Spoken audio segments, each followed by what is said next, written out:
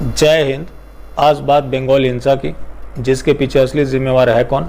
मतलब वोट नहीं देंगे तो जान ले लेंगे, वोट दो नहीं तो जान लो। ताल ठोक के सवाल आज ये होगा, सवाल दरअसल बीजेपी से होगा। चुनाव ही नहीं लड़ना चाहिए था बीजेपी को बंगाल में।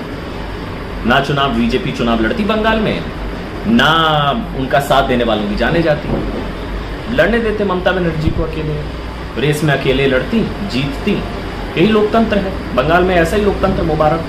इसके अलावा यति नरसिम्हानंद सरस्वती, उनके आप फुटेज देख लेना, उनके क्या विचार है। इसके अलावा अश्वनी उपाध्याय, जो कि भारतीय जनता पार्टी के ही लीडर है, उनकी क्या सोच है। उनको मैं बेहद पसंद करता हूँ। वजह यह है कि वो गुलाम नहीं है, वो किसी पार्टी भक्ति में बिलीव नहीं करते। तो शुरुआत करें उससे पहले कुछ सवाल थे लोगों के। एक सवाल आया था कि एक वीडियो बनाओ कि मोदी ने BSNL बेच दिया। अगर आप दोस्त देख रहे हैं तो मैं आपको बताना चाहूँगा कि पहले आप सिम खरीदें, अपने परिवार को दिलाएं, अपने फ्रेंड सर्कल में दिलवाएं, अपने गांव वालों को दिलवाएं। उसके बाद एक हम मूवमेंट शुरू करेंगे, फिर मोदी से सवाल करेंगे। आप BSNL का सिम नहीं चलाएंगे, लेकिन आपको BSNL की चिंता ज़रूर है। उनकी सैलरी कहाँ से आएगी? गवर्नमेंट देगी। वो पैसे किसके हैं? आपके हमारे ही तो है, जो आप टैक्स पे करते हैं। और उसके बाद आप गवर्नमेंट से सवाल करते हैं कि वो प्राइवेट क्यों हो रहा है। होना चाहिए, आप इस्तेमाल करना शुरू कर दें, फिर सवाल करते रहेंगे हम। एक सवाल था कि आप जो बीजेपी को एक्सपोज कर रहे हो, उससे हिंदू एकता खराब हो रहा है। दोस्त, एकता खराब नहीं हो रहा, ये मुहिम हिंदुओं को बचाने के लिए है। क्योंकि जितने लोग मारे जा रहे हैं, ये राजनीतिक हिंदुत्व की वजह से मारे जा रहे हैं। बंगाल की काउंटिंग चल ही रही थी, तभी मैंने कहा था कि हिंदुओं के साथ ये होने वाला है। हालांकि ये सबको पता था, लेकिन मैंने बताया था इसका वजह क्या है, जिसकी वजह से हिंदुओं की और दुर्दशा होनी है। तो ये रहे अमित शाह जी। इन्होंने जिस तरह से आक्रामकता से प्रचार किया, उन कार्यकर्ताओं को बचाने की जिम्मेवारी किनकी थी? इन लोगों की थी। आज ममता बनर्जी ने ओथ लिया, इन लोगों ने क्या किया? ट्वीट कर उनको बधाई दे रहे हैं। प्रधानमंत्री मोदी का ट्वीट है, congratulation to Mamata Didi on taking oath as West Bengal chief minister. इनके इतने कार्यकर्ता मारे गए, उसके लिए इन्होंने कोई संवेदना जाहिर नहीं की। ये है सरस्वती, ये भारतीय जनता पार्टी की कार्यकर्ता थी। इनका गैंगरेप किया गया, इनकी हत्या हो गई। वहाँ कई बंगाली हैं जो असम भाग रहे हैं, उनके ऊपर लोग फप्पियाँ कस रहे कि और दो ममता बनर्जी को वोट। कहीं वोट होता है, सपोज 2 लाख वोट है, 1,10,000 एक कैंडिडेट को मिला, एक को मिला 90,000। 1,10,000 जिसको मिला वो चुनाव जीत जाता है। बाकी के जो 90,000 हैं, क्या आप उसको भी उसका वोटर मानते हैं? क्या भारतीय जनता पार्टी का वहाँ जमानत जब्त हुआ है? जो लोग भारतीय जनता पार्टी को वोट किए उनका क्या? नरेंद्र मोदी तो कहते हैं कि जिन्होंने वोट दिया वो भी मेरे हैं, नहीं दिया वो भी मेरे हैं। आज 302 सीटें हैं। जितने इन्होंने काम किए, कितने हिंदुओं के लिए काम किए हैं? सारे तो जिहादियों को मजबूत करने के लिए किए गए। मैं अगली वीडियो में इनका पूरा खोलने वाला हूँ, कैसे इनका जो एजेंडा है इस देश का इस्लामीकरण करने के लिए, जो पूरा इन्होंने एक नेटवर्क चलाया हुआ है। आपकी होश उड़ जाएगी कि नरेंद्र मोदी ऐसा कैसे कर सकते हैं, और मैं आपको सारा प्रूफ के साथ दिखाऊंगा। अब आते हैं उनके ट्वीट वाले बात पे। अब कुछ लोग आप में से डिफेंड करेंगे कि नरेंद्र मोदी ने ऐसा इसलिए किया क्योंकि ये प्रोटोकॉल है। पहले भी एक प्रोटोकॉल था, जब कोई बड़ा नेता चुनाव में खड़ा होता था, उसके विरोध में कमज़ोर प्रत्याशी उतारे जाते थे और बड़ा नेता चुनाव प्रचार में नहीं जाता था। जब स्मृति ईरानी अमेठी से चुनाव लड़ी, उन्होंने नरेंद्र मोदी को फोर्स किया, इन्होंने जाकर स्मृति ईरानी का प्रचार किया। उससे पहले तो ये भी नहीं होता था। तो ये प्रोटोकॉल कुछ नहीं है, ये आपको मूर्ख बनाने का एक एजेंडा है। और जो लोग उनको गालियाँ दे रहे हैं, क्या आप खुद के घर पे ऐसा बीते तो आप झेल सकते हैं? वहाँ के हिंदुओं का आप मजाक बना रहे हैं। चलो ठीक है, जिन लोगों ने आपको वोट दिया उसका तो आप ख्याल रख लेते हैं। नरेंद्र मोदी ने उनका ख्याल कब रखा? बधाई देने ज़रूर पहुँच गए। सेना के नाम पे ये वोट मांगते हैं। BSF जवानों के घरों पे हमले हो रहे हैं, नरेंद्र मोदी ने कोई एक्शन लिया? लेंगे भी नहीं। हाँ, सुप्रीम कोर्ट में एक पिटीशन डला है, जिसे आप भी जाकर डाल सकते हैं। उससे अंधभक्त ये बताएंगे कि ये नरेंद्र मोदी की देन है। उसके लिए नरेंद्र मोदी की कोई ज़रूरत नहीं है। नरेंद्र मोदी की ज़रूरत थी अगर ममता बनर्जी का शपथ ग्रहण रुकवा देते हैं, वो तो किया नहीं। लोग मारे जा रहे हैं। अब कुछ लोग जो लोग कहते हैं कि इससे एकता खराब हो रही है, जो लोग आज बेघर हो रहे हैं, जिनके ऊपर अत्याचार हो रहा है, कि अगले चुनाव में वो बीजेपी को वोट करेंगे? और जिन लोगों ने ये हश्र देखा है अगली बार सोचेगा भी? तो इससे बीजेपी कमज़ोर नहीं हो रही है, बीजेपी मजबूती हो रही है। लेकिन बीजेपी की मजबूती का मतलब ये नहीं कि नरेंद्र मोदी और अमित शाह इस पार्टी को चलाएं, क्योंकि लोग आप विकल्प की भी बात करते हैं कि भारतीय जनता पार्टी का विकल्प क्या है। भारतीय जनता पार्टी का विकल्प सिर्फ भारतीय जनता पार्टी है, लेकिन लीडरशिप चेंज करने की ज़रूरत है। अब आप ये सोचते हैं कि ये टेन्योर पूरा करके जाएंगे, कोई अगला आएगा वो बेहतर करेगा, ऐसा नहीं है। अगर आपके विरोध की वजह से इन्हें सत्ता छोड़ना पड़ा तो अगला आके बेहतर काम करेगा, नहीं तो वो भी यही करेगा जो ये कर रहे हैं। और जो नरेंद्र मोदी हैं, इनका जो आपने सोच रखा है कि इनका हिंदुत्व से कभी भी कोई लेना देना रहा है, तो ये बिल्कुल गलत है। मैंने अब तक 50 बार एक्सपोज किया है कि इनका हिंदुत्व से कोई लेना देना नहीं है। अगर इनके हिंदुत्व के ऊपर आप ट्रस्ट करते हैं तो आप उनमें से हैं जो चांद मियाँ को साईं बाबा मानते हैं। तो इस डिफरेंस को समझना है मेरे दोस्त। ऐसा नहीं है कि इन्होंने सिर्फ आपको मूर्ख बनाया है, इनके ट्रैप में विपक्षी भी आ गए जो कि इनको भी समझ नहीं पाते। ये हमेशा क्या होता है, एक मुद्दा उछाल देते हैं, विपक्षी आंख बंद करके उसका विरोध करना शुरू कर देते हैं। जैसे CA NRC कुछ भी ये मुद्दा उछाल देंगे, विपक्षी उसका विरोध करना शुरू कर देते हैं। समाज में मैसेज चला जाता है कि भारतीय जनता पार्टी तो करना चाहती है, देखो ये लोग एक्सपोज हो रहे हैं। अगर यहाँ पे मजबूत विपक्ष होता तो कहता है कि चलो करो, वहाँ ये पीछे भाग जाएंगे। क्योंकि कांग्रेस ने 70 सालों में जितना इस देश को सत्यानाश नहीं किया, उतना भारतीय जनता पार्टी ने 6 सालों में किया है।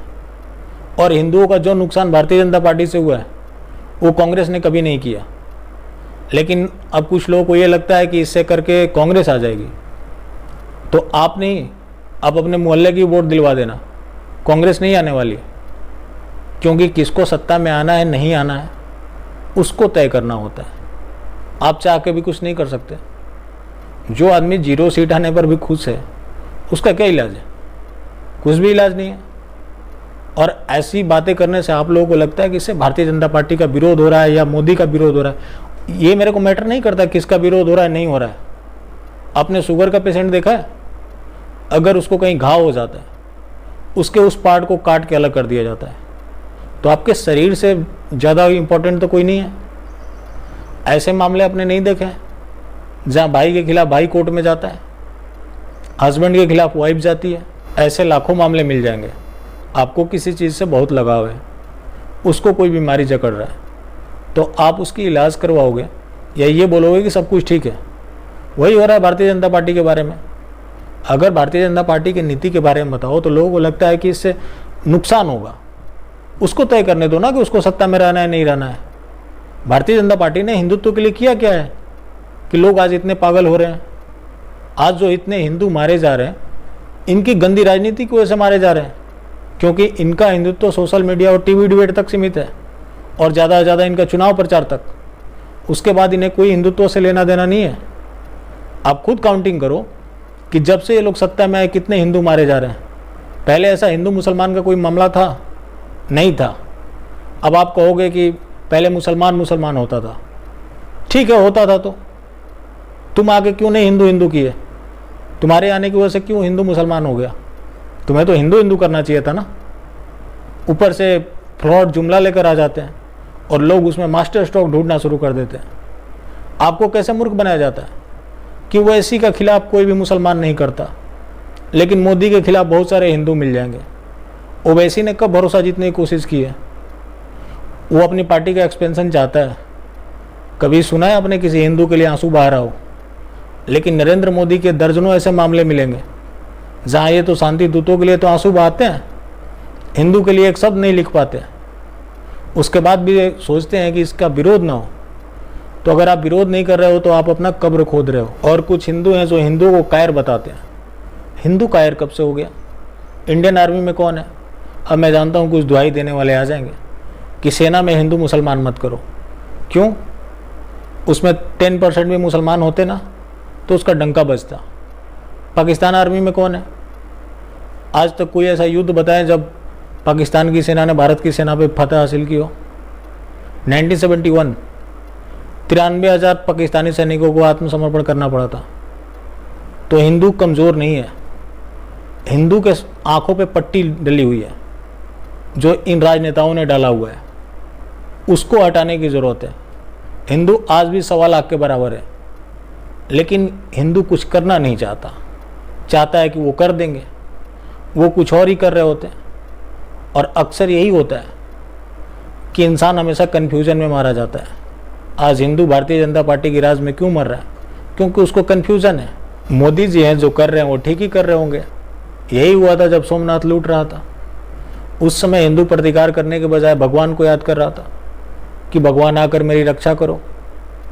भगवान कृष्ण और अर्जुन का वो वाक्य याद है? अर्जुन लड़ने से मना कर रहे थे, कृष्ण भगवान तो भगवान थे, वो ऐसे भी उन्हें जिता सकते थे, वो क्यों नहीं लड़ना चाहते थे? उनके सामने मोह माया था। भगवान कृष्ण ने सब कुछ दूर किया, उनके सारथी बन गए। अर्जुन ने लड़ा, फतह हासिल की। वही आज हिंदुओं को करने की ज़रूरत है। और आपका भरोसा किसी नेता पर है तो भीष्म पितामह जब बाढ़ सैया पर थे तो किसी ने पूछा कि कौरव इतने गलत थे, आपने कौरवों का साथ क्यों दिया? तो उन्होंने कहा कि मैंने उनका नमक खा लिया था, उनके नमक का शरीयत अदा करना था। वही ये नेता कर रहे हैं, जिस पार्टी में होते हैं उसका झुंझुना बजाते हैं। अक्सर देखते होंगे आप, कई भारतीय जनता पार्टी के नेता हैं जो नरेंद्र मोदी को ईश्वर का अवतार बताते हैं। क्या ईश्वर का कैरेक्टर ऐसा ही था? नरेंद्र मोदी का अगर पूरा कैरेक्टर मैं आपके सामने रख दूं तो आपको इस आदमी से पूरी तरह से घृणा हो जाएगा। नरेंद्र मोदी एक मार्केटिंग मैनेजर है, इससे ज़्यादा आपको कुछ उनके बारे में जानने की ज़रूरत नहीं है। जिसको ये पता है कि हम झूठ को कैसे बेच सकते हैं, और वही आदमी आज तक करते आया है। जब ये गुजरात के सीएम थे, हर चुनाव से पहले इनको धमकी मिलना शुरू हो जाता था, जैसे कि केजरीवाल के साथ होता है। चुनाव में उनको थप्पड़ पड़ने लगते हैं। ये सब खुद से प्लांट करवाते हैं। और पता नहीं आपका कैसा अटूट भरोसा है जो कभी टूटने का नाम नहीं लेता। सुनिए यति नरसिम्हानंद जी क्या कहते हैं। शिव शक्ति धाम दासना से मैं यति नरसिम्हानंद सरस्वती। आज 4 मई का दिन है। परसों 2 मई को बंगाल के चुनाव का परिणाम आया था। भारतीय जनता पार्टी 3 सीटों से 80 सीटों पर पहुंच गई, और परसों से ही चुनाव परिणाम आने से ही वहां हिंदुओं का जो कत्लेआम आरंभ हुआ, जिस तरह से बहन बेटियों की दुर्गति हो रही है, उसकी जिम्मेदार ममता बनर्जी कतई नहीं है। क्योंकि ममता बनर्जी ने पहले ही ये बता रखा था कि यदि दोबारा से मेरा राज आया तो मैं ये करने वाली हूं। उसका यदि हिंदुओं कोई जिम्मेदार है तो हम हैं, और हमारे वे हिजड़े कायर नेता हैं जो केवल हमें मुसलमानों से मरवाकर हमारी लाशों पर राजनीति करते हैं। अगर इसका कोई जिम्मेदार है तो उन नेताओं के वो चमचे हैं जो कभी भी हिंदू का दर्द अपने नेताओं तक नहीं पहुंचाते, बल्कि नेताओं की कायरता को पूरी दुनिया में बांटते हुए फिरते हैं। आज हिंदू के साथ जो बंगाल में हो रहा है, ये वही है जिसकी मैं आपको लगातार बता रहा हूं कि इन कायर नेताओं ने केवल मुसलमानों के आंकड़े छिपाए हैं आपसे, आशावादिता के नाम पर, झूठी दिलेरी के नाम पर केवल ये आपसे आंकड़ों को छिपाते रहे हैं। जो आज हालत बंगाल की है, बंगाल के हिंदुओं की है, वो दुनिया के हर हिंदू की होने वाली है। पिछले 23 साल से मैं ये बात चिल्ला कर हर किसी को बता रहा हूं। आज भी हिंदुओं देर नहीं हुई है। इन पाखंडी नेताओं को बताओ कि तुम्हें इतनी ताकत हिंदू को बचाने के लिए दी गई थी। हर जगह केवल सरकार बनाकर कुछ नहीं हो सकता। अरे जो पहले है उसका तो कुछ अच्छा करके दिखाओ। और सोशल मीडिया पर बैठे हुए जो इनके समर्थक हैं, जो सबसे बड़े गद्दार हैं, जो पालघर के 2 साधुओं को आज तक रो रहे हैं, लेकिन उत्तर प्रदेश में मरने वाले कम से कम 50 साधुओं को जो कभी नहीं रोते, ऐसे गद्दारों से मेरा कहना है केवल दूसरे नहीं मरेंगे, एक दिन तुम्हारी बहन बेटियों की भी दुर्गत होगी। और आज इस्लाम के जिहादियों के सामने भागने के लिए पूरी दुनिया कम है। ये इस्लाम के जिहादी तुम्हें हर जगह मिलेंगे। जो आज तुम बो रहे हो कायरता के बीच, कमीनेपन के बीच, एकरमण्यता के बीच, एक दिन ये तुम्हारी बहन बेटियों के बलात्कार के रूप में तुम्हें काटने पड़ेंगे। आज हमारी साधारण लोगों की बहन बेटियों से बलात्कार हो रहा है और तुम देख रहे हो और तुम उसमें वोटें निकाल रहे हो, उसमें अपने नेताओं का समर्थन खोज रहे हो। तुमसे बुरा गिद्ध नहीं हो सकता, तुमसे बुरा कोई गीदड़ नहीं हो सकता। गली में मांसाहार टुकड़ों को ढूंढने वाले कुत्ते तुमसे लाख गुना होते हैं, लाख गुना अच्छे बेहतर होते हैं। तुम सबसे बुरे हो। लेकिन हिंदुओं में कहना चाहता हूं, इन नेताओं के और इनके दलालों के चक्कर में अपनी बहन बेटियों को मत बर्बाद करवाओ, अपनी बहन बेटियों को मत बर्बाद करवाओ। खड़े हो जाओ। बंगाल के हिंदू अलग नहीं हैं। जो आज उनके साथ हो रहा है कल हमारे साथ होगा। बस यही तुमसे कहना चाहता हूं।